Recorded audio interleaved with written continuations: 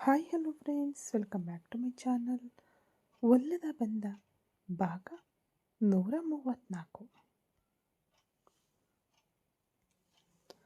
Star ಹೋಟೆಲ್ನ ಕೊಠಡಿ ಸಂಖ್ಯೆ 405ರಿಂದ ತೂರಾಡುತ್ತಿದ್ದ ಪ್ರಜ್ಞಾಹೀನ ಸ್ಥಿತಿಯಲ್ಲಿದ್ದ ವಿಕ್ರಮ್ನನ್ನು ತನ್ನ ಹೆಗಲ ಮೇಲೆ ತಾಂಗಿ ಹಿಡಿದುಕೊಂಡು ಅಥರ್ವ ಹೊರಬಂದನು.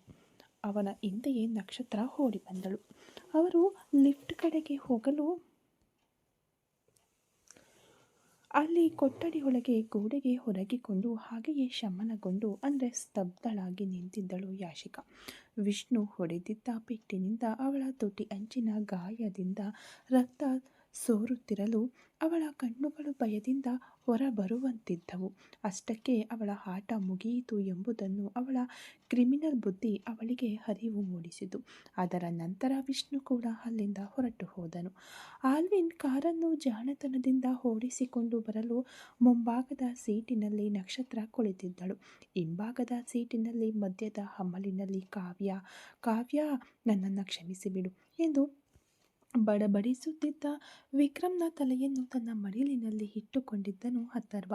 ಅವನ ಕಣ್ಣುಗಳು ಕೋಪದಿಂದ ಕೆಂಪಾಗಿದ್ದವು, ನರಗಳು ಉಬ್ಬಿದ್ದವು. ವರ್ಮನ್ ಬಂಗಲೆ ಕಡೆಗೆ ಕಾರು ವೇಗವಾಗಿ ಹಾರಿತು. ರಾತ್ರಿ 11:30 ಆಗಿರಬಹುದು. ಸಾಮಾನ್ಯವಾಗಿ ಈ ಸಮಯದಲ್ಲಿ ಶಾಂತವಾಗಿರುತ್ತಿದ್ದ ಆ ಬಂಗ್ಲಾ ಇಂದು ಒಂದು ಯುದ್ಧ ಭೂಮಿಯ ತಳಹದಿಯೊಂದಿಗೆ ಕಾಯುತ್ತಿತ್ತು. ಕಾರ್ ಬಂದು ನಿಂತ ತಕ್ಷಣ ಅಥರ್ವ ಮತ್ತು ಆಲ್ವಿನ್ ಇಬ್ಬರೂ ಸೇರಿ ವಿಕ್ರಮ್ನನ್ನು ಹಿಡಿದುಕೊಂಡು ಕೆಳಗಿಳಿಸಿದರು. ಅವನ ಕಾಲುಗಳು ನೆಲದ ಮೇಲೆ ಹೆಜ್ಜೆ ಇಡಲು ಸಹ ಸಾಧ್ಯವಾಗದೆ ತೂರಾಡುತ್ತಿದ್ದವು. ಬಾಗಿಲಿನಲ್ಲೇ ನಿಂತಿದ್ದ ಸೆಕ್ಯೂರಿಟಿಗಳು ಗಾಬರಿಯಿಂದ ನೋಡಲು ಅಥರ್ವ ಯಾರನ್ನೂ ನೆಟ್ಟಗೆ ನೋಡಲೇ ಇಲ್ಲ. ಆಲ್ವಿನ್ ವಿಕ್ಕಿಯನ್ನು ಹಾಗೆಯೇ ಎತ್ತಿಕೊಂಡು ಹೋಗಿ ಅವನ ರೂಮ್ ಮಹಡಿಯ ಮೇಲೆ ಮಲಗಿಸು. ಅವನಿಗೆ ಅಮಲು ಇಳಿಯವರೆಗೆ ಯಾರೂ ಅವನ ರೂಮ್ ಕಡೆಗೆ ಹೋಗಬಾರದು ಎಂದು ಅಥರ್ವ ಆಜ್ಞಾಪಿಸಲು ಆಲ್ವಿನ್ ವಿಕ್ರಮ್ನನ್ನು ಎತ್ತಿ ಹೆಗಲ ಮೇಲೆ ಹಾಕಿಕೊಂಡು ಅವನ ಕೊಠಡಿಗೆ ಕರೆದುಕೊಂಡು ಹೋದನು. ವಿಕ್ರಮ್ನನ್ನು ಅವನ ಕೊಠಡಿಯ ಮೇಲೆ ಮಲಗಿಸಿದನು ಆಲ್ವಿನ್. ಅವನ ಕಾಕ್ಟೇಲ್ ನಶೆಯ ತೀವ್ರತೆ ಅವನ ಪ್ರಜ್ಞೆಯನ್ನು ಸಂಪೂರ್ಣವಾಗಿ ನುಂಗಿ ಹಾಕಿತ್ತು. ಕಾಲಿನಲ್ಲಿದ್ದ ಲೆದರ್ ಶೂಗಳನ್ನು ಕಳಚಿ ಎಸಿ ಆನ್ ಮಾಡಿ ಬಾಗಿಲು ಮುಚ್ಚಿಕೊಂಡು ಹೋದನು ಆಲ್ವಿನ್. ಅವನು ನಡೆದ ಅನಾಹುತ ಯಾವುದೂ ತಿಳಿಯದೆ ಹಾಗೆಯೇ ಅಸಹಾಯಕನಾಗಿ ಬಿದ್ದಿದ್ದನು. ಅವನ ಶರ್ಟ್ ಪಾಕೆಟ್ನಲ್ಲಿದ್ದ ಆ ಮೊಬೈಲ್ ಫೋನ್ ಇನ್ನೂ ಸೈಲೆಂಟ್ ಮೋಡ್ನಲ್ಲೇ ತನ್ನ ಕಂಪನವನ್ನು ಮಾತ್ರ ಮೌನವಾಗಿ ವ್ಯಕ್ತಪಡಿಸುತ್ತಿತ್ತು. ಹಾಲ್ನಲ್ಲಿ ಯಾಶಿಕಾಳ ಪೋಷಕರು ಗಾಬರಿಯಿಂದ ಕುಳಿತಿದ್ದರು. ತುಳಸಿ ಮತ್ತು ಸಂತೋಷ್ ವಿಕ್ರಮ್ಗೆ ಶುಭ ಹಾರೈಸಿ ಹೊರಟು ಹೋದುದರಿಂದ ಮನೆಯಲ್ಲಿ ಹಿರಿಯರು ಮಾತ್ರ ಇದ್ದರು. ಯಾಶಿಕಾ ಇನ್ನೂ ಮನೆಗೆ ಬಂದಿರಲಿಲ್ಲ. ನಕ್ಷತ್ರ ಕಾರಿನಲ್ಲೇ ಕುಳಿತಿದ್ದಳು. ಅವಳನ್ನು ಕರೆಯಲು ಅಥರ್ವ ಮತ್ತೆ ಹೊರಗೆ ಹೋದನು. ವಿಕ್ರಮ್ನ ಪರಿಸ್ಥಿತಿಯನ್ನು ನೆನೆದು ಅಳುತ್ತಿದ್ದ ತನ್ನ ಹೆಂಡತಿಯನ್ನು ಸಮಾಧಾನಪಡಿಸುತ್ತಿದ್ದನು ಅಥರ್ವ. ಆಗ ವೀಲ್ ಚೇರ್ನ ಚಕ್ರ ಸುರುಳುವ ಶಬ್ದ ಹಾಲ್ನಲ್ಲಿದ್ದವರ ಹೃದಯ ಬಡಿತವನ್ನು ಹೆಚ್ಚಿಸಿತು. ತನ್ನ ಮಕ್ಕಳ ಆಗಮನಕ್ಕಾಗಿ ಹಾಗೂ ಮನಸ್ಸಿನಲ್ಲಿ ಉಂಟಾದ ಯಾವುದೋ ಒಂದು ತಿಳಿಯದ ಆತಂಕಕ್ಕಾಗಿ ತನ್ನ ಕೊಠಡಿಯನ್ನು ಬಿಟ್ಟು ವೀಲ್ ಚೇರ್ನಲ್ಲಿ ಹೊರಗೆ ಬಂದರು ಶಿವಶಂಕರಿ ಅಮ್ಮ. ಸಂಜೆ ದೇವಸ್ಥಾನಕ್ಕೆ ಹೋಗೋಣ ಎಂದು ಹೇಳಿದರೂ ಇಬ್ಬರು ಮಕ್ಕಳು ತನ್ನ ಮಾತಿಗೆ ಬೆಲೆ ನೀಡಲಿಲ್ಲ ಎಂಬ ಬೇಸರವಿದ್ದರೂ ಈಗ ಅಥರ್ವನ ಕಾರ್ ಶಬ್ದ ಕೇಳಿದ್ದರಿಂದ ಅವರೇ ಹಾಲ್ಗೆ ಬಂದರು. ಅವರನ್ನು ನೋಡಿದ ತಕ್ಷಣ ಯಾಶಿಕಾಳ ಅಮ್ಮ, ಅತ್ತಿಗೆ, ಈ ಸಮಯದಲ್ಲಿ ನಿದ್ರೆ ಮಾಡದೆ ಹೊರಗೆ ಬಂದಿದ್ದೀರಾ ಎಂದು ನಡುಕದಿಂದ ಕೇಳಿದಳು. ಶಿವಶಂಕರಿ ಅಮ್ಮ ಅದಕ್ಕೆ ಉತ್ತರ ನೀಡುವ ಮೊದಲೇ ಒಳಗೆ ಪ್ರವೇಶಿಸಿದನು ಅಥರ್ವ. ಅವನ ಮುಖದಲ್ಲಿದ್ದ ಆ ರೌದ್ರಾವತಾರವನ್ನು ಕಂಡು ಅಲ್ಲಿದ್ದವರೆಲ್ಲರೂ ಎದ್ದು ನಿಂತರು. ಅವನ ಹಿಂದೆ ಬಂದ ನಕ್ಷತ್ರ ಮುಖ ಹತ್ತು ಕೆಂಪಾಗಿತ್ತು. ಶಿವಶಂಕರಿ ಅಮ್ಮ ತನ್ನ ಹಿರಿಯ ಮಗನ ಮುಖವನ್ನು ನೋಡಿಯೇ ಏನೋ ತಪ್ಪಾಗಿದೆ ಎಂಬುದನ್ನು ಊಹಿಸಿಕೊಂಡರು. ಅಥರ್ವ, ಏನಾಯಿತು? ವಿಕ್ಕಿ ಎಲ್ಲಿದ್ದಾನೆ? ಯಾಕೆ ನಿಮ್ಮಿಬ್ಬರ ಮುಖ ಹೀಗಿದೆ? ನಾನು ಹೇಳಿದೆ ಅಲ್ವಾ, ನನ್ನ ಮನಸ್ಸು ಯಾಕೋ ಆತಂಕದಲ್ಲಿದೆ. ದೇವಸ್ಥಾನಕ್ಕೆ ಹೋಗೋಣ ಅಂತ ಹೇಳಿದೆ ಅಲ್ವಾ? ಎಲ್ಲಿ ಅವನು? ನಕ್ಷತ್ರ ಯಾಕೆ ಅಳುತ್ತಿದ್ದಾಳೆ? ಏನಾಯಿತು ಅಂತ ಹೇಳೋ ಎಂದು ವೀಲ್ಚೇರ್ನಲ್ಲಿದ್ದಂತೆಯೇ ಆತಂಕದಿಂದ ಮಗನ ಕೈಯನ್ನು ಹಿಡಿದರು ಅಮ್ಮ. ಅಥರ್ವ ತನ್ನ ತಾಯಿಯ ಕೈಗಳನ್ನು ಹಿಡಿದುಕೊಂಡು ಅಲ್ಲಿದ್ದ ಯಾಶಿಕಾಳ ಪೋಷಕರನ್ನು ಜ್ವಾಲೆಯಂತೆ ಉರಿಯುವ ನೋಟದಿಂದ ಸುಟ್ಟೆಸೆದನು. ಅಮ್ಮ, ನೀವು ಎತ್ತ ಕಿರಿಯ ಮಗ ವಿಕ್ರಮ್ ಈಗ ಅವನ ರೂಮ್ನಲ್ಲಿ ಕುಡಿದು ಪ್ರಾಣಿ ಥರ ಬಿದ್ದಿದ್ದಾನೆ ಅಮ್ಮ ಎಂದು ಅಥರ್ವ ಕಿರುಚಿದನು. ಏನದು? ವಿಕ್ಕಿನ? ಅವನೇ ಕುಡಿಯುವ ಅಭ್ಯಾಸವನ್ನು ಯಾವಾಗ ಬಿಟ್ಟು ಬಿಟ್ಟನಲ್ಲೋ? ಇವತ್ತು ಅವನ ಬರ್ತ್ಡೇ ಪಾರ್ಟಿಯಲ್ಲಿ ಫ್ರೆಂಡ್ಸ್ ಜೊತೆ ಎಂದು ಅಮ್ಮ ಮಾತು ಎಳೆಯಲು, ಹೌದಮ್ಮ, ಇವತ್ತು ಅವನು ಫ್ರೆಂಡ್ಸ್ ಜೊತೆ ಕುಡಿದಿದ್ದಾನೆ. ಅವನು ಕುಡಿದು ತನ್ನ ಪ್ರಜ್ಞೆಯನ್ನು ಕಳೆದುಕೊಂಡಿರುವಾಗ ಈ ಮನೆಗೆ ಸೊಸೆಯಾಗಿ ಬರಬೇಕು ಅಂತ ಅಂದುಕೊಂಡಿದ್ದ ಒಬ್ಬ ಕ್ರಿಮಿನಲ್ ಅವನನ್ನು ಒಂದು ಹೋಟೆಲ್ ರೂಮ್ನಲ್ಲಿ ಲಾಕ್ ಮಾಡಿ ಅವನ ಜೀವನವನ್ನು ಮತ್ತು ಈ ಮನೆಯ ಮಾನವನ್ನು ಹಾಳು ಮಾಡಲು ನೋಡಿದ್ದಾಳಮ್ಮ ಎಂದು ಅಥರ್ವ ಹೇಳುವಾಗಲೇ ಹಾಲ್ನಲ್ಲಿದ್ದ ಯಾಶಿಕಾಳ ಅಪ್ಪ ಅಮ್ಮ ಇಬ್ಬರ ಮುಖವು ದೆವ್ವ ಹೊಡೆದಂತೆ ಬಿಳುಚಿಹೋಯಿತು. ಅಥರ್ವ ಏನು ಹೇಳ್ತಾ ಇದೆಯೋ, ಯಾರದು ಎಂದು ಅಮ್ಮ ಆಘಾತದಿಂದ ವೀಲ್ಚೇರ್ನಿಂದ ಹೇಳಲು ಪ್ರಯತ್ನಿಸಿದರು.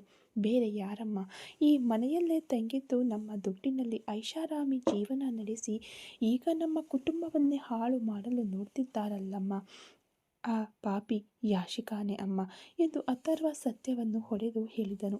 ಆಗ ಮುಖವಾಡವನ್ನು ಕಳಚಿ ಎಸೆದು ತುಟಿ ಅಂಚಿನಲ್ಲಿ ಒಣಗಿದ ರಕ್ತದೊಂದಿಗೆ ಹತ್ತು ಕೆದರಿದ ಮುಖದೊಂದಿಗೆ ಒಳಗೆ ಪ್ರವೇಶಿಸಿದಳು ಯಾಶಿಕಾ. ಯಾಶಿಕಾ ಎಂದು ಅವಳ ಅಮ್ಮ ಓಡಿ ಹೋಗಿ ಅವಳನ್ನು ಹಿಡಿಯಲು ಬರಲು, ಯಾರೂ ಅವಳ ಹತ್ತಿರ ಹೋಗಬೇಡಿ ಎಂದು ಸಿಂಹದಂತೆ ಗರ್ಜಿಸಿದನು ಅಥರ್ವ. ಅವನ ಶಬ್ದಕ್ಕೆ ಆ ಬಂಗ್ಲೆಯೇ ನಡುಗಿತು. ಅಥರ್ವ ತನ್ನ ತಾಯಿಯ ಮುಂದೆ ಮಂಡಿ ಊರಿ ಕುಳಿತು ಹೋಟೆಲ್ನಲ್ಲಿ ನಡೆದದ್ದನ್ನೆಲ್ಲ ವಿವರಿಸಿದನು. ಅಮ್ಮ, ವಿಕ್ಕಿ ಮದ್ಯದ ಅಮಲಿನಲ್ಲಿರುವಾಗ ಅವನನ್ನು ಒಂದು ರೂಮಿಗೆ ಅಪಹರಿಸಿಕೊಂಡು ಹೋಗಿದ್ದಾಳಮ್ಮ. ಅದೃಷ್ಟವಶಾತ್ ಅಲ್ಲಿಗೆ ವಿಷ್ಣುಪ್ರಸಾದ್ ಮಾತ್ರ ಆಕಸ್ಮಿಕವಾಗಿ ಬರದೇ ಇದ್ದಿದ್ದರೆ ಇವತ್ತು ನಿಮ್ಮ ಕಿರಿಯ ಮಗನ ಜೀವನವು ಹೋಗಿರುತ್ತಿತ್ತು. ನಮ್ಮ ಕುಟುಂಬದ ಗೌರವವು ಬೀದಿಗೆ ಬರುತ್ತಿತ್ತಮ್ಮ. ವಿಷ್ಣುಪ್ರಸಾದ್ ಇವಳಿಗೆ ಹೊಡೆದು ವಿಕ್ರಮ್ನನ್ನು ಕಾಪಾಡಿ ನನ್ನ ಬಳಿ ಒಪ್ಪಿಸಿದನಮ್ಮ ಎಂದು ಅಥರ್ವ ಹೇಳಿ ಮುಗಿಸಲು ಶಿವಶಂಕರಿ ಅಮ್ಮನ ಕಣ್ಣುಗಳು ಕೋಪದಿಂದ ರಕ್ತದ ಕಾಡಾಗಿ ಬದಲಾದವು. ವೀಲ್ಚೇರ್ನಲ್ಲಿ ಮುಡಗಿ ಬಿದ್ದಿದ್ದ ಆ ತಾಯಿಗೆ ತನ್ನ ಮಗನ ಕಲ್ಪನೆ, ಪವಿತ್ರತೆ ಮತ್ತು ಜೀವನವನ್ನು ಒಬ್ಬಳು ಸೂರೆಗೈಯಲು ನೋಡಿದಳು ಎಂಬ ಸುದ್ದಿ ನರಗಳಲ್ಲಿ ಬೆಂಕಿಯನ್ನು ಹಾರಿಸಿತು. ಅಷ್ಟೇ ಅಲ್ಲಮ್ಮ, ಇವಳೇ ಅಂದು ನಕ್ಷತ್ರಳನ್ನು ಆಳುಗಳನ್ನು ಬಿಟ್ಟು ಅಪಹರಿಸಿದ್ದು. ಅಂದು ಮಾಯಾ ಇಲ್ಲದಿದ್ದರೆ ನಕ್ಷತ್ರ ಸ್ಥಿತಿ ಏನಾಗುತ್ತಿತ್ತು ಅಂತ ನನಗೂ ಯೋಚಿಸಲು ಆಗುತ್ತಿಲ್ಲ ಎಂದು ಕಣ್ಣುಗಳು ಕೆಂಪಾಗುತ್ತಾ ಹೇಳಿದನು ಅಥರ್ವ. ಯಾಶಿಕಾ, ಇಲ್ಲಿ ಬಾ ಎಂದ ತಕ್ಷಣ ವೇಗವಾಗಿ ಹತ್ತಿರ ಬಂದು, ಅತ್ತೆ, ಮಾವ ಹೇಳೋದೆಲ್ಲ ಸುಳ್ಳು ಎಂದು ಅವಳು ಮಾತು ಮುಗಿಸುವಷ್ಟರಲ್ಲಿ ಅವಳ ತಲೆಯನ್ನು ಹಿಡಿದು ಅಲುಗಾಡಿಸಿದರು. ಅಯ್ಯೋ ಪಾಪಿ, ನನ್ನ ತಮ್ಮನ ಮಗಳಲ್ಲವೇ, ಕಷ್ಟಪಡಬಾರದು ಅಂತ ಈ ಮನೆಗೆ ಆಶ್ರಯ ಕೊಟ್ಟೆನಲ್ಲೇ, ನನ್ನ ಇಬ್ಬರು ಮಕ್ಕಳ ಜೀವನದಲ್ಲೇ ಆಟವಾಡಲು ನೋಡಿದೆಯಾ? ಕಾವ್ಯ ಮತ್ತು ಅವನ ನಡುವೆ ಇರುವ ರಹಸ್ಯ ಮದುವೆಯನ್ನ ಇಟ್ಕೊಂಡು ನನ್ನ ಮಗನನ್ನು ನಿನ್ನ ಬಲೆಯಲ್ಲಿ ಲಾಕ್ ಮಾಡಲು ನೋಡಿದೆಯಾ ಎಂದು ಕಿರುಚಿದವರು ಯಾಶಿಕಾಳ ಇನ್ನೊಂದು ಕೆನ್ನೆಗೆ ಫ್ಲಟ್ ಫ್ಲಟ್ ಎಂದು 2 ಬಾರಿಸಿದರು. ಯಾಶಿಕಾ ನೆಲದ ಮೇಲೆ ಬಿದ್ದು ಗೋಡಿಟ್ಟಳು. ಅತ್ತೆ, ಕ್ಷಮಿಸಿಬಿಡಿ ಅತ್ತೆ, ನಾನು ತಿಳಿಯದೆ ಎಂದು ಅವಳು ಕಾಲುಗಳನ್ನು ಹಿಡಿಯಲು ಬರಲು, ಛೀ, ನನ್ನ ಕಾರನ್ನು ಮುಟ್ಟಬೇಡ ಎಂದು ಅಮ್ಮ ಆವೇಶದಿಂದ ಕಿರುಚಿದರು. ಅಥರ್ವ ಮುಂದೆ ಬಂದು ಯಾಶಿಕಾಳ ಅಪ್ಪನನ್ನು ನೋಡಿದನು. ಮಾವ, ನೀವು ಹಿರಿಯರು ಅಂತ ಇವತ್ತಿನವರೆಗೂ ನಾನು ನಿಮಗೆ ಮರ್ಯಾದೆ ಕೊಟ್ಟೆ. ಆದರೆ ನಿಮ್ಮ ಮಗಳು ಮಾಡಿದ ಈ ಕೆಲಸಕ್ಕೆ ನೀವು ನಿಮ್ಮ ಹೆಂಡತಿಯೇ ಮೂಲ ಕಾರಣ. ವರ್ಮನ್ ಗ್ರೂಪ್ ಆಫ್ ಕಂಪನೀಸ್ನಲ್ಲಿ ನೀವು ಪಾರ್ಟ್ನರ್ ಆಗಿರುವ 15% ಶೇರ್ಗಳನ್ನು ಸಹ ಇವತ್ತು ರಾತ್ರೋರಾತ್ರಿ ನಾನು ಕ್ಯಾನ್ಸಲ್ ಮಾಡ್ತೇನೆ. ನಾಳೆ ಬೆಳಿಗ್ಗೆ 9 ಗಂಟೆಯೊಳಗೆ ನೀವೆಲ್ಲರೂ ನಿಮ್ಮ ಬಟ್ಟೆ ಬರೆಗಳನ್ನು ತೆಗೆದುಕೊಂಡು ಈ ಮನೆಯನ್ನು ಖಾಲಿ ಮಾಡಿ ಹೊರಗೆ ಹೋಗಿರಬೇಕು ಎಂದನು ಮರಣ ಮೌನದೊಂದಿಗೆ. ಯಾಶಿಕಾಳ ಅಪ್ಪ ಗಾಬರಿಯಾಗಿ, ಅಥರ್ವ, ಅವಳು ಮಾಡಿದ ತಪ್ಪಿಗೆ ನಮ್ಮನ್ನು ಯಾಕೋ ಶಿಕ್ಷಿಸ್ತೀಯಾ? ಬಿಸ್ನೆಸ್ನಿಂದ ನಮ್ಮನ್ನು ತೆಗೆದು ಹಾಕಿದರೆ ನಾವು ನಡು ಬೀದಿಗೆ ಬಂದು ಬಿಡ್ತೇವೆ ಕಣೋ ಎಂದು ಕೈಗಳನ್ನು ಹಿಡಿದು ಬೇಡಿಕೊಂಡರು. ನೀವು ಎಷ್ಟು ದೊಡ್ಡ ಕೆಟ್ಟ ಜನ್ಮಗಳು ಅಂತ ನಕ್ಷತ್ರ ಈ ಮನೆಗೆ ಬಂದ ದಿನವೇ ಅಂದು ನೀವು ಅಪಹರಿಸಿಕೊಳ್ಳಲು ಯತ್ನಿಸಿದಾಗಲೇ ನನಗೆ ಗೊತ್ತು. ಇವತ್ತು ನನ್ನ ತಮ್ಮನನ್ನು ನಡು ಬೀದಿಗೆ ತರಲು ನೋಡಿದ್ದೀರಾ. ಇದಕ್ಕೆ ಮೇಲೆ ಕ್ಷಮಿಸುವುದೇ ಇಲ್ಲ. ನನ್ನ ಅಮ್ಮನಿಗಾಗಿ ನಿಮ್ಮನ್ನೆಲ್ಲ ಜೀವಂತವಾಗಿ ಬಿಡ್ತಿದ್ದೇನೆ ಎಂದು ಅಥರ್ವ ಅವರ ಕೈಗಳನ್ನು ತಳ್ಳಿದನು. ನಂತರ ಯಾಶಿಕಾಳ ಕಡೆಗೆ ತಿರುಗಿದವನು, ಯಾಶಿಕಾ, ನಿನ್ನ ಈ ಸೆಲ್ಫಿ ಡ್ರಾಮಾ ಇದೆಯಲ್ಲ, ಇದನ್ನು ಇಟ್ಕೊಂಡು ನೀನು ವಿಕ್ರಮ್ನನ್ನು ಬೆದರಿಸಬಹುದು ಅಂತ ಅಂದುಕೊಂಡೆಯಾ ಎಂದು ಅವಳ ಮೊಬೈಲ್ ಕಸಿದುಕೊಂಡು ಅದನ್ನು ನೆಲದ ಮೇಲೆ ಹಾಕಿ ತನ್ನ ಕಾಲಿನಿಂದ ಮೆಟ್ಟಿ ಪುಡಿ ಪುಡಿ ಮಾಡಿದನು.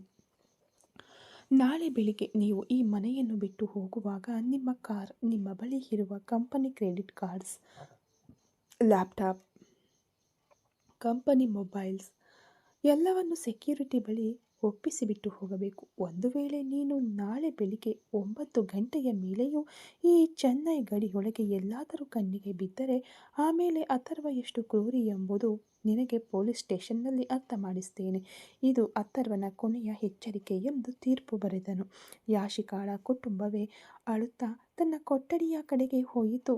ಯಾಶಿಕಾಳ ಎಲ್ಲ ಕುತಂತ್ರದ ಆಟವು ಕ್ರಿಮಿನಲ್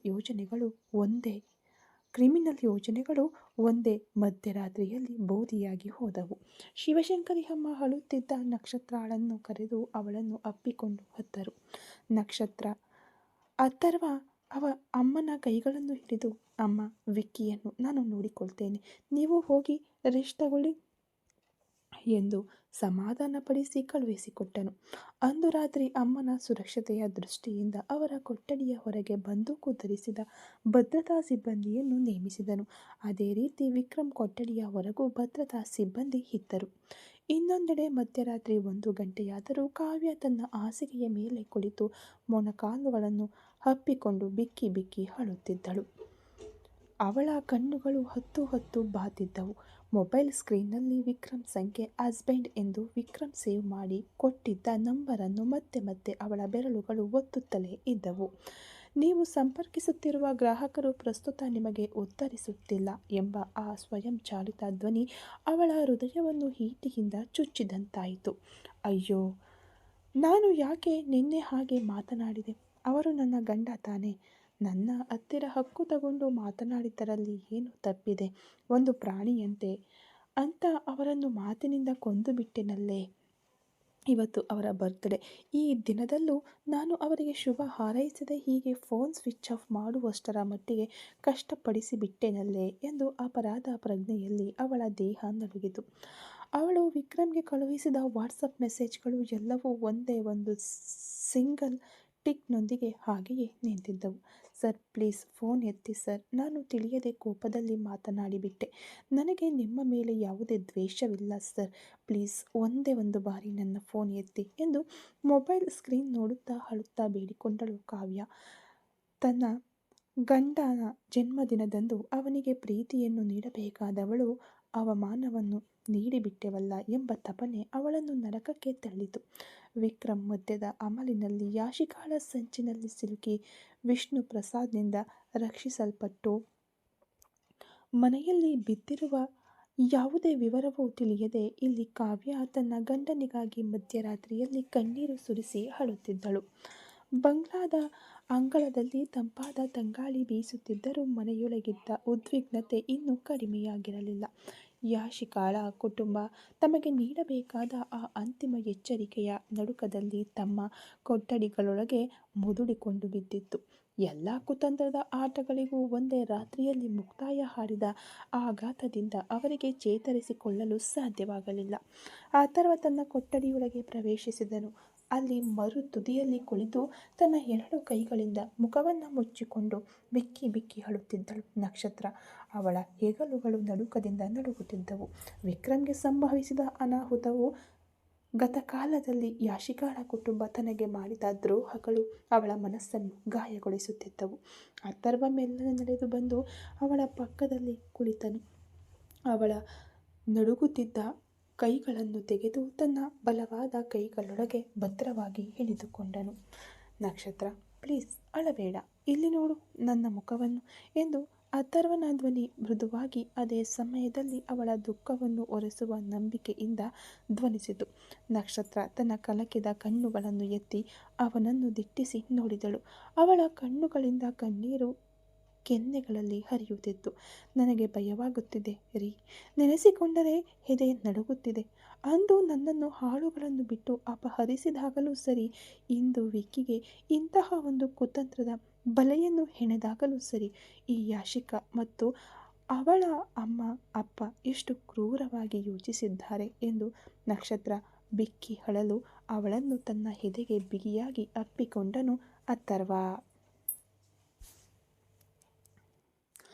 ಅವಳ ತಲೆಯನ್ನು ಸವರಿ ಅವಳ ಹಣೆಯ ಮೇಲೆ ತನ್ನ ತುಟಿಗಳನ್ನಿಟ್ಟನು. ನಕ್ಷತ್ರ, ನಾನಿರುವಾಗ ನೀನು ಯಾವುದಕ್ಕೂ ಭಯಪಡಬಾರದು. ಅವರು ಮಾಡಿದ ಪಾಪಕ್ಕೆ ಶಿಕ್ಷೆಯನ್ನು ಇಂದು ನನ್ನ ಅಮ್ಮನ ಕೈಯಿಂದಲೇ ಅವರಿಗೆ ಕೊಡಿಸಿದ್ದೇನೆ. ಯಾಶಿಕಾಳ ಎಲ್ಲ ಕ್ರಿಮಿನಲ್ ಪ್ಲಾನ್ ಇಂದು ಮುರಿದು ಬಿದ್ದಿದೆ. ಇನ್ನು ಮುಂದೆ ಅವರಿಂದ ಈ ವರ್ಮನ್ ಕುಟುಂಬದ ನೆರಳನ್ನು ಸಹ ಮುಟ್ಟಲು ಸಾಧ್ಯವಿಲ್ಲ. ನಾನು ನಿನ್ನನ್ನು, ನನ್ನ ತಮ್ಮನನ್ನು, ನನ್ನ ಅಮ್ಮನನ್ನು ನನ್ನ ಪ್ರಾಣ ಕೊಟ್ಟಾದರೂ ಕಾಪಾಡುತ್ತೇನೆ. ಮೊದಲು ಈ ಅಳುವುದನ್ನು ನಿಲ್ಲಿಸು ಎಂದು ಅವಳ ಕಣ್ಣೀರನ್ನು ತನ್ನ ಬೆರಳುಗಳಿಂದ ಮೃದುವಾಗಿ ಒರೆಸಿದನು. ಅವಳನ್ನು ತನ್ನ ಎದೆಗೆ ಬಿಗಿಯಾಗಿ ಅಪ್ಪಿಕೊಂಡು ತಾನು ಮೇಲೆ ಒರಗಿದನು ಅಥರ್ವ. ಅಥರ್ವನ ಎದೆಯ ಶಾಖೆಯಲ್ಲಿ ನಕ್ಷತ್ರ ಭಯ ಮೆಲ್ಲನೆ ಕರಗಲು ತೊಡಗಿತು. ಅವನ ಅಪ್ಪುಗೆಯ ಅಭಯದಲ್ಲಿ ಸುದೀರ್ಘ ಸಮಯದ ತಳಮಳದ ನಂತರ ನಕ್ಷತ್ರ ಮೆಲ್ಲನೆ ಕಣ್ಣು ಮುಚ್ಚಿದಳು. ಆದರೆ ಅಥರ್ವನ ಕಣ್ಣುಗಳು ನಿದ್ರಿಸಲಿಲ್ಲ. ಬೆಳಗಾಗುವ ಮುಂಜಾನೆಯಲ್ಲಿ ಮಾಡಬೇಕಾದ ಕೆಲಸಗಳ ಬಗ್ಗೆ ಅವನ ಮೆದುಳು ತೀವ್ರವಾಗಿ ಲೆಕ್ಕಾಚಾರ ಹಾಕುತ್ತಿತ್ತು. ಮರುದಿನ ಬೆಳಿಗ್ಗೆ 6 ಗಂಟೆ. ವರ್ಮನ್ ಬಂಗ್ಲಾದ ಮೇಲೆ ಸೂರ್ಯನ ಕಿರಣಗಳು ಹರಡಲು ತೊಡಗಿದವು. ಆದರೆ ಯಾವಾಗಲೂ ಇರುವ ಆ ಶಾಂತಮಯ ಮುಂಜಾನೆಯ ಸಮಯಕ್ಕಿಂತ ಇಂದು ಒಂದು ರೀತಿಯ ಚಟುವಟಿಕೆ ಮನೆಯನ್ನು ಆವರಿಸಿತು. ಅಥರ್ವ ಮುಂಜಾನೆಯೇ ಎದ್ದು ತಯಾರಾಗಿದ್ದನು. ಅವನ ಮುಖವು ಒಂದು ಸಿಂಹ ತನ್ನ ಗಡಿಯನ್ನು ಕಾಯಲು ಸಿದ್ಧವಾಗುವಂತೆ ಗಂಭೀರವಾಗಿತ್ತು. ಹಾಲ್ಗೆ ಬಂದವನು ಆಲ್ವಿನ್ನನ್ನು ಕರೆದನು. ಆಲ್ವಿನ್, ಟೈಮ್ ಎಷ್ಟಾಯಿತು ಅಂದ. ಬೆಳಿಗ್ಗೆ 6 ಗಂಟೆಯಾಗಿದೆ ಸರ್ ಅಂದಾಗ, ಸೆಕ್ಯೂರಿಟಿ ಟೀಮ್ ಎಲ್ಲರೂ ಅಲರ್ಟ್ ಆಗಿದ್ದೀರಾ? ನಾನು ಹೇಳಿದ ಹಾಗೆ ಆ ಯಾಶಿಕಾ ಕುಟುಂಬದ car key, company laptop, company cards ಎಲ್ಲವನ್ನೂ ಕಲೆಕ್ಟ್ ಮಾಡಿದ್ಯಾ ಅಂದ. ಹೌದು ಸರ್, ಅವರ ರೂಮ್ನಿಂದ ಎಲ್ಲವನ್ನು ಪಡೆದು ಸೆಕ್ಯೂರಿಟಿ ಆಫೀಸ್ನಲ್ಲಿ ಇಟ್ಟಿದ್ದೇನೆ. ಅವರು ಈಗ ಬಟ್ಟೆ ಬರೆಗಳನ್ನು ಮಾತ್ರ ತೆಗೆದುಕೊಳ್ಳುತ್ತಿದ್ದಾರೆ ಎಂದು ಆಲ್ವಿನ್ ಹೇಳಿ ಮುಗಿಸುವಷ್ಟರಲ್ಲಿ ಯಾಶಿಕಾ ಮತ್ತು ಅವಳ ಪೋಷಕರು ಕೈಗಳಲ್ಲಿ ತಮ್ಮ ವೈಯಕ್ತಿಕ ಸೂಟ್ಕೇಸ್ಗಳನ್ನು ಹಿಡಿದುಕೊಂಡು ಮೆಟ್ಟಿಲುಗಳಲ್ಲಿ ಇಳಿದು ಬಂದರು. ಯಾಶಿಕಾಳ ಮುಖ ನಿನ್ನೆ ವಿಷ್ಣು ಹೊಡೆದ ಪೆಟ್ಟಿನಲ್ಲಿಯೂ ಅತ್ತೆ ನೀಡಿದ ಏಟಿನಲ್ಲಿಯೂ ಬಾತುಕೊಂಡಿತ್ತು. ಅವಳ ಕಣ್ಣುಗಳು ನೆಲದ ಕಡೆಗೆ ನೆಟ್ಟಿದ್ದವು. ಅವಳ ಅಪ್ಪನ ಮುಖ ಸಂಪೂರ್ಣವಾಗಿ ಕಳೆಗುಂದಿ ಗೌರವ ಕಳೆದುಕೊಂಡು ನಿಂತಿತ್ತು. ಅಥರ್ವ ಹಾಲ್ನ ಮಧ್ಯದಲ್ಲಿ ಕೈಗಳನ್ನು ಕಟ್ಟಿ ನಿಂತಿದ್ದನು. ಅವನ ನೋಟ ಅವರನ್ನು ಸುಟ್ಟೆಸೆಯುವಂತಿತ್ತು. ಯಾಶಿಕಾಳ ಅಪ್ಪ ಮೆಲ್ಲನೆ ಮುಂದೆ ಬಂದು, ಅಥರ್ವ, ನಾವು ಹೊರಡ್ತಾ ಇದ್ದೀವೋ, ಆದರೆ ಆ 15% ಬಿಸ್ನೆಸ್ ಶೇರ್ ಮಾತ್ರ ಎಂದು ಮಾತು ಎಳೆಯಲು, ಮೋಹನ್, ನಾನು ನಿನ್ನೆ ರಾತ್ರಿಯೇ ಹೇಳಿದ್ದಷ್ಟೇ. ಇನ್ಮುಂದೆ ವರ್ಮನ್ ಗ್ರೂಪ್ ಆಫ್ ಕಂಪನೀಸ್ಗಳಲ್ಲಿ ನಿಮಗೆ 1 ಪೈಸೆಯೂ ಪಾಲು ಇಲ್ಲ. ಅದಕ್ಕಾಗುವ ಲೀಗಲ್ ನೋಟಿಸ್ ನಾಳೆ ನಿಮ್ಮ ಕೈಗೆ ತಲುಪುತ್ತದೆ.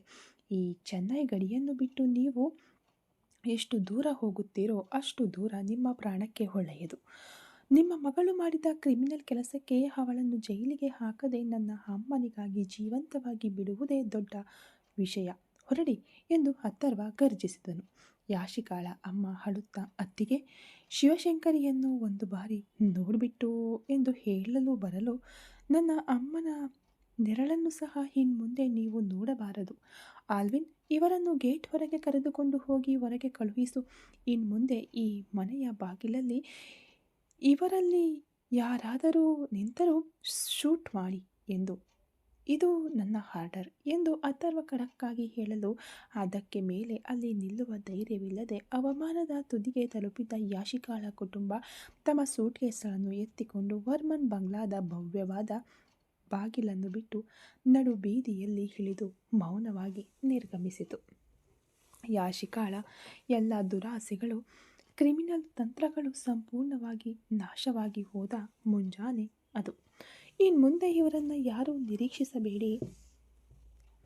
ಅಗತ್ಯವಿದ್ದರೆ ಬರುತ್ತಾರೆ, ಇಲ್ಲದಿದ್ದರೆ ತಡೆದು ಬಿಡುತ್ತೇನೆ. ಇನ್ನು ಮುಖ್ಯ ಪಾತ್ರಗಳ ಕಥೆಯನ್ನು ಮಾತ್ರ ನೋಡೋಣ ಬನ್ನಿ.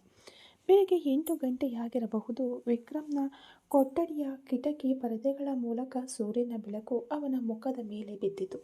ತೀವ್ರವಾದ ತಲೆನೋವಿನಿಂದಲೂ ಗಂಟಲು ಒಣಗಿದಂತೆಯೂ ಮೆಲ್ಲನೆ ಕಣ್ಣುಗಳನ್ನು ತೆರೆದನು ವಿಕ್ರಮ್. ತಲೆ ಭಯಂಕರವಾಗಿ ನೋಯುತ್ತಿದೆಯಲ್ಲ ಎಂದು ತನ್ನ ತಲೆಯನ್ನು ಹಿಡಿದುಕೊಂಡು ಮೆತ್ತಗೆ ಮೇಲೆ ಎದ್ದು ಕುಳಿತನು. ಸುತ್ತಲೂ ನೋಡಿದವನಿಗೆ ಒಂದು ಕ್ಷಣವೂ ಏನೂ ಅರ್ಥವಾಗಲಿಲ್ಲ. ಅದು ಅವನ ಕೊಠಡಿಯೇ ಎಂಬುದನ್ನು ಅರಿಯಲು ಕೆಲವು ಕ್ಷಣಗಳು ಬೇಕಾದವು. ಅಯ್ಯೋ, ನಾನೇಗೆ ಇಲ್ಲಿಗೆ ಬಂದೆ? ನಿನ್ನೆ ನೈಟ್ ಫ್ರೆಂಡ್ಸ್ ಜೊತೆ ಪಬ್ನಲ್ಲಿದ್ದೆನಲ್ಲ, ಅದಾದ ಮೇಲೆ ಏನಾಯಿತು ಎಂದು ತನ್ನ ಮೆದುಳನ್ನು ಕಸಿಕಿ ಯೋಚಿಸಿ ನೋಡಿದನು. ಅಮಲಿನ ತೀವ್ರತೆಯಲ್ಲಿ ಅವನಿಗೆ ಏನೂ ನೆನಪಿಗೆ ಬರಲಿಲ್ಲ. ಆದರೆ ಯಾವುದೋ ಒಂದು ಮಂದವಾದ ಮುಖ, ಯಾರನ್ನೋ ತಾನು ಬಿಗಿಯಾಗಿ ಅಪ್ಪಿಕೊಂಡಂತಿದ್ದ ಒಂದು ಅರೆಬರೆ ನೆನಪು ಮಾತ್ರ ಅವನ ಎದೆಯನ್ನು ಕೊರೆಯುತ್ತಿತ್ತು. ಕ್ಷಣಾರ್ಧದಲ್ಲಿ ತನ್ನ ಶರ್ಟ್ ಪಾಕೆಟ್ ಮುಟ್ಟಿ ನೋಡಿದನು.